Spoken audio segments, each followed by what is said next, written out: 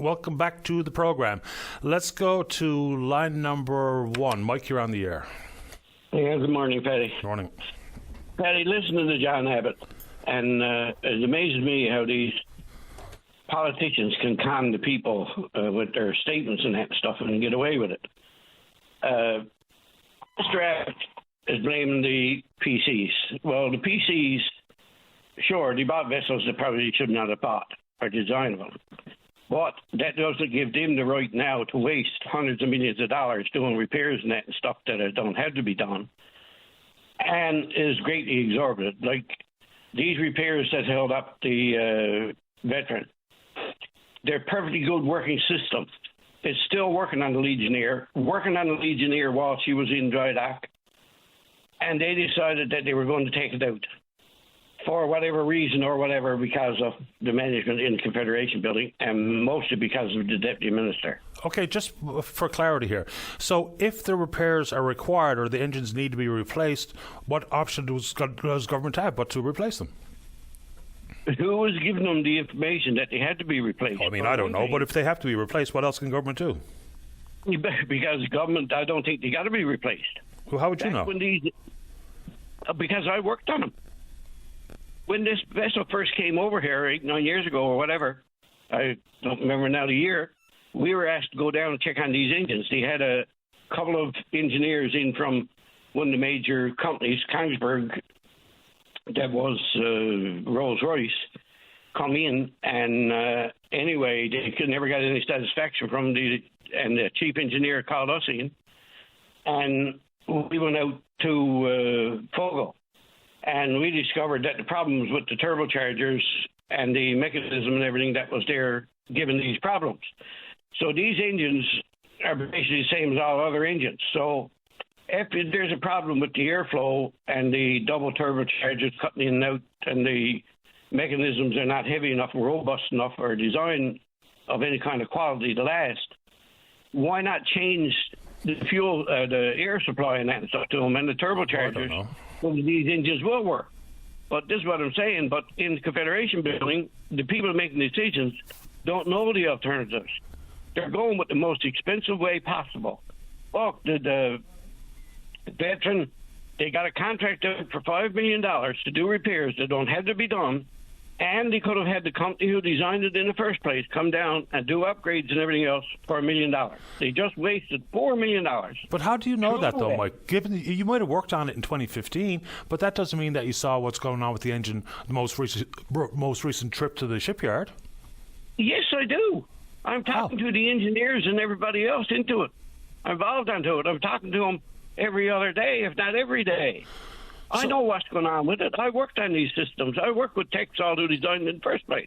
Okay, well, do me a favour. Do me a favour. As opposed to second-hand, you get one of those engineers to send me an email or give me a call and let me know that the government is wasting money because they think the repairs can be done for less money. They can't. They're on a gag order. They were ordered. They're not even allowed to talk to their wives about what goes on aboard the boats. But they're allowed to talk to you. The death of the people in the Confederation building. They'll be fired in no time. They were fired immediately. They even had meetings with the people on that and stuff, not to go giving out information. And it was all directed at me because they give me the information to pass on because they're all afraid of them. But hold on a second. The retaliation from the people in government is ridiculous. But why wouldn't they retaliate now that you're sharing the information as opposed to their wives sharing the information? Are you not getting them fired by saying what you're saying right now? Well, they don't know which ones are which, but they tried damn hard to find out. And like I said, they threaten them. They send out emails and that and stuff telling them that put gag orders and that on them. And they've done everything to try to find out who was telling me the information. If they find out the information, whoever was giving it to me, that's it. They'll be gone. They'll never get another job back there. And, this is the way that they work. And it's all basically from the people in the Confederation building. They're not asking the engineers for advice on what goes on with the engines. The engineers now are not the only operators to them that knows nothing. And they will not question or ask them for advice, which was the way it was one time. The engineers were in charge of the refits, what work had to be done and everything else. Now it's taken over by a bunch of accountants and that, whatever, and people in the Confederation that don't have a clue about running a ferry. And it's all proven there. The proof is there right in front of everybody. Look at the history. John Baker was fired by Danny Williams for being incompetent and everything else with the PCs. And who hires him back? The Liberals. Now they got him there. He don't know what he's doing. He's a narcissist. And is running under his iron fist of what goes on aboard those ferries. And the people are hurting and everything else because of it.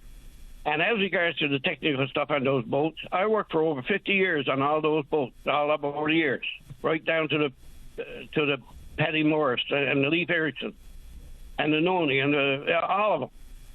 And I spent my entire life at it. And I've done a lot of work on those new ferries. I was the one who discovered what the problem was with the engines when they went. I was the one that pointed out that there wasn't a brake on the props and they were windmilling and turning the gearboxes without any oil going through them because of the wash from the other propellers. And I discovered all of this. But then when the Confederation building gets a hold of it, I'm out. I'm gone. I'm not allowed to go at it anymore. I pointed out numerous problems with them, with lists that were safety hazards. And the boat shouldn't have been sailing, but it all fell on deaf ears. And like I said, they're getting away with it. They're costing us a fortune, the people in the government. And why? Because we don't have the people in there with the qualifications that are making all of these decisions. Okay. And I ask John Abbott now, come out with the man. Who is the man, the single man, at the top of the ladder, who's now deciding that these ships need new engines? And that's a very simple question. Who is it and what's his qualifications to say it? That's passing this information on to him.